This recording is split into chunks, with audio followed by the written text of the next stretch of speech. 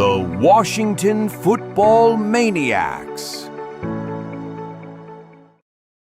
Hey everybody, welcome back to another video here on the Washington Football Maniacs. If you love Washington football, then this is the place to be. We discuss everything Commanders here. So if you're down with that, please make sure that you have subscribed to this channel and also make sure you hit that notification bell so you won't miss any other video releases. My name is Greg, and of course, I have been a fan of the Washington Redskins football team, Commanders. I've been a fan since 1981, so I just love this team. And I basically had to do this channel because it's my way of being able to show my love for my favorite football team of all time. And so we just have fun talking Washington football here. But as we get into this video, okay, so first of all, as the title probably suggests here, Terry McLaurin gets a contract extension before the first preseason game. Yes, it's a little clickbaity. I apologize if you read it as if this is the gospel truth, but I believe that Terry McLaurin is going to get his contract by Friday at the latest. Now, have I been wrong in the past? Sure, I could be wrong about this. I mean, after all, I said that Terry was going to get his contract extension done well before training camp. Obviously, that didn't happen.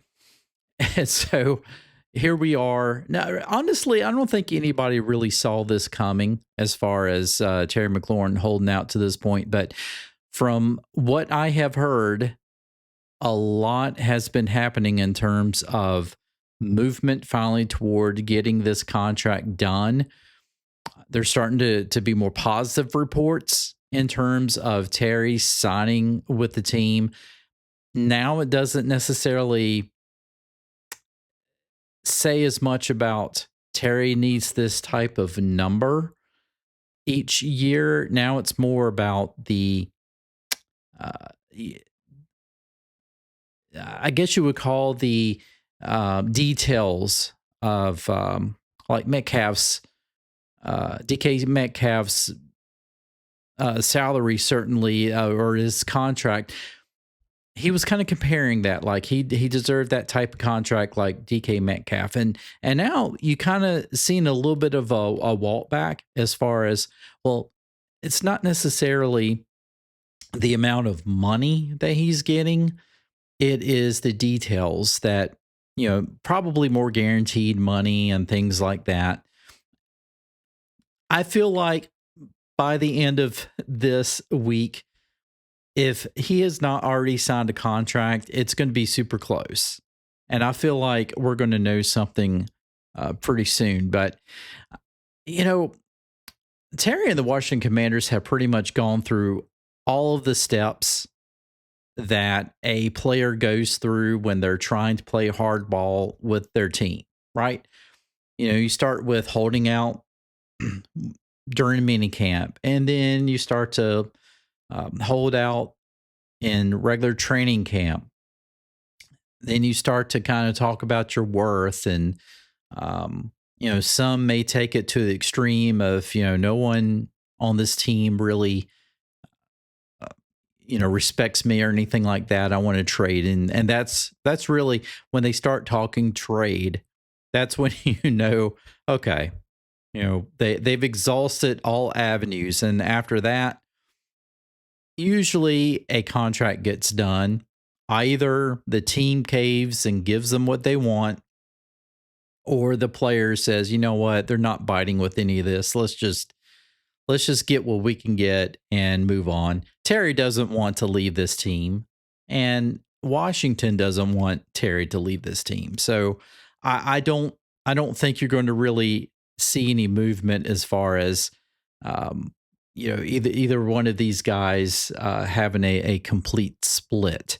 But I was going to do a video on an interesting rumor that I saw on social media yesterday, and it was concerning a trade between the Washington Commanders and the Miami Dolphins for Terry McLaurin. Supposedly, there was going to be a trade for Tyreek Hill in exchange for Terry McLaurin. And of course, I think the Commanders would also get a draft pick. And I started writing up this script about how I'm like, okay, this is not going to work. And this is the reason why it's not going to work. And I rewrote the script so much, And of course, I started off, I'm just going to read you this script, and I'll be honest with you, I usually, half the time, I kind of do a loose script. And as you can tell, I go off script a whole lot. But I start off by saying this can't be true. But there is a rumor saying that Washington is trading Terry McLaurin to the Miami Dolphins in exchange for a draft pick and Tyreek Hill. And of course, it was unsubstantiated. We don't know. And again, wasn't going to try to push false or, misleading information. It's just what I heard on social media. And I asked the question, I was like, do I think it makes sense? And, at first I was like completely dismissive. I was like, no, it doesn't make sense whatsoever to do this trade. And then I started thinking about it and I was like, okay, if this trade actually existed, why, what aspects of this trade would make it believable? And so I started digging into Tyreek Hill's contract. Now, I am not the best when it comes to reading these contracts. And so I'm not going to sit here and tell you that I know exactly how these contracts are read and, dead cap space and guaranteed money and options and all this stuff. So forgive me if I may mislead you in some of these things that I'm going to talk about, but I just want to I went to one of the websites to kind of look at a breakdown of Tyreek Hill's contract. Now, Tyreek Hill restructured, whatever you want to say, his contract with the Dolphins last season. And so they basically did that so he could get more guaranteed money, and I'll have all that more up front. And so that there would basically be no guaranteed money in 2026. Now, this is not really the site that I went to, but, we can at least look at this. So, this year, Tyreek Hill has over about almost $27.7 million of guaranteed money that is coming to him this year, all guaranteed in 2025. Now, why would I look at this as the Washington Commanders and think, okay, well, this could be a better situation than what we have with Terry McLaurin? Okay. Well, now, even though that this year, Terry's contract, I think, is somewhere around $15 million, maybe. And you're looking at this, okay, I'm paying more and it's all guaranteed money. Whereas Terry McLaurin's, I'm not sure how much it was guaranteed, if any of it. But, talking about having to pay Terry, let's say, $30 million. This doesn't look as bad, like if we reworked a contract extension for Terry McLaurin, although that extension wouldn't start until next year. But this is why I thought maybe that would make sense, that the Commanders would be willing to pay this contract or this guaranteed contract to Tyreek for this year. It's basically like a 1-year rental, right? Whereas, Terry's expecting an extension and wants X amount of money, DK Metcalf money, and all this stuff. So the better option is let's pay the guaranteed money to Tyreek Hill in 25, and then 26, you could essentially cut them because there's no guaranteed money. And this doesn't really say it, but there was another site that really broke it down a bit more. And maybe I'm just not going to the summary tab like I should, but basically in 26, there's no guaranteed money for Tyreek Hill. So you could cut him in 2026, or you could play him, and I think altogether 26 was going to be something like, and I have it actually on my makeshift. I don't know if you guys can see this or not, but let's see. In 26, I think he's going to have a base salary of a little under $30 million. So, but why would you pay Tyreek Hill $30 million? You don't want to pay Terry, because look at what the age is going to be for Tyreek Hill in 2026. He's going to be 32. Terry McLaurin will be about a year younger. He'll be 31 because he's turned 30 this year. So is that really a better contract? Well, it's only better because you could essentially rent Tyreek Hill, and he's a playmaker. So you could essentially rent him out for a year and designate him as like a June 1st cut. You're going to have some dead cap space, certainly, of around $15.5 million. But you're not having to pay out this big contract extension for a wide receiver who is over 30 years old. And by that point, maybe you have shopped around and have gotten a big time wide receiver through free agency, or maybe you have been able to draft the guy who's going to have the potential to be a wide receiver one for you. And so there's options, right? Like you could essentially have a proven playmaker this season if you shipped Terry McLaurin to Miami, plus you're getting a draft pick. Now, I don't know what that draft pick would have. It's probably not going to be a first rounder. You're probably looking at maybe a third round draft pick or something like that, but you're picking up a draft pick, which is pretty valuable. And you are also getting a big time playmaker in Tyreek Hill. So yeah, you would have Tyreek Hill, Deebo Samuel, both on the same team, along with some of the other receivers, Noah Brown, Luke McCaffrey. You get some younger guys on there who could certainly put in some quality minutes. So, I mean, you would have some playmakers for Jaden Daniel. But as much as I try to look at this and look at, the devil's advocate sort of thing, because that's kind of what I do. And I think some people tend to misunderstand when I play devil's advocate. They're thinking, this dude actually thinks that we're going to get rid of Terry McLaurin. He actually wants this. No, I don't. But I'm always playing devil's advocate. It's like, okay, well, let's say that the Commanders do. What are your options?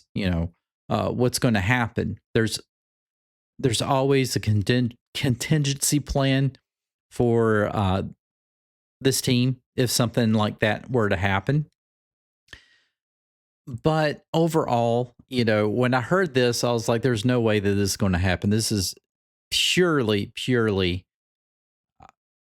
just unsubstantiated rumors. And then we get a news story just like over the weekend of the Steelers inquiring about a trade for Terry McLaurin. Well, now they have DK Metcalf, and they just paid him, that just gave him this big contract extension, the one that Terry McLaurin was trying to compare himself to. Why would the Steelers then turn around and pick up Terry McLaurin? To me, this didn't make any sense. It almost made a little more sense with a trade with the Dolphins than it did with the Steelers. I mean, what is the Steelers giving up? They would have to give up, I would think, multiple draft picks for Terry McLaurin, and maybe a player as well. But while I could see this as from a player standpoint, while you got Terry McLaurin and DK Metcalf, basically two wide receiver ones on your team, I mean, you would be unstoppable, right? You got Aaron Rodgers who's a legend. Love him or hate him. I mean, he's going to be in a Hall of Fame, I believe, someday. So, um, you have a stacked team on offense. You got playmakers, you got a quarterback. I mean, you got everything you need to make a run and make it now. And but from a financial standpoint, it just didn't make any sense to me. And I think as you start to unravel these things and you start to try to look at, okay, this is why something like this may work. And this is why that it wouldn't work. In the end, with all of these rumors and things like that, it's just part of the game, right? It's just part of the cat and mouse game that is usually done when you have player versus front office trying to come up with a contract extension. At the end of the day, Terry McLaurin is going to be signed by the Washington Commanders. We're going to have him for at least probably another 3 years, 2 to 3 years. I would have a feeling that the contract will probably be made up as such that the last year of the contract is kind of a voidable year. So it may wind up being a 4-year deal. And if it is, 4 years, that puts Terry around 33, 34, somewhere around there, with that fourth year being a voidable year. And so you may be looking at least 3 seasons more with Terry McLaurin. That is definitely something that I feel like is more likely to happen. Than honestly any of this other stuff we have been hearing about trades and that sort of thing. So, in the end, folks, I say this: don't worry so much about these rumors. It is funny because it has really made some people so upset. And, someone today on social media said, they were kind of telling me, they're like, Washington is nothing. They need Terry McLaurin. Washington needs Terry McLaurin more than Terry McLaurin needs Washington. Now, there I kind of disagreed with, because I'm like, well, okay. I love Terry McLaurin. At the same time, Washington didn't have really any what I consider winning seasons with Terry McLaurin on the team until this past season. Even in this, was it 2020 year when they won the NFC East division, they won it almost out of somebody had to win it, and everybody was horrible in the NFC East that year, and Washington wound up winning it with a losing record. And so I can't, that to me, I couldn't see any basis of like, okay, how does Terry McLaurin, how is this worth more than what Jaden Daniels? You see Jaden Daniels come on the team his first year and he takes them all the way to the NFC Conference Championship game. But with Jaden Daniels, he elevates Terry McLaurin's game, and then Terry McLaurin has one of his best seasons as a pro last year. So you do start to see, when you have a franchise quarterback, how that really affects your wide receivers, and how those wide receivers start to really play to a higher level. And I think Terry McLaurin would not want to go anywhere else where he doesn't have a chance to play with a franchise quarterback. Now Miami right now, they do have Tua. And so I know he's had some injury issues, and there's been some talk about how much longer would he play, knowing his concussion history. If he went to the Steelers, yes, you got Aaron Rodgers, but outside of Aaron, I mean, they've really not had a quarterback who's going to be there for the long term. You know that this is pretty much Aaron's last year. So that's still a question mark there. And again, Pittsburgh has Metcalf. So why would Terry want to go there and not be the wide receiver one? It doesn't make any sense. So at the end of the day, you're going to see Terry signing a long-term contract with the Washington Commanders. He probably won't be ready for the first preseason game. He may not even play any games in the preseason, but he will be ready come week 1. We're not going to have anything to worry about. Folks, I hope you enjoyed this video. If you did, please give it a like. Smash that like button, right? Don't just give it a like. Smash that thing, right? And also, if you're enjoying this channel, please, again, consider subscribing to the Washington Football Maniacs. I can use your support. When you do, also hit that notification bell so be notified for all videos, all of them, not just the select few. And with that said, folks, I appreciate you sticking around, and we will see you in the next one.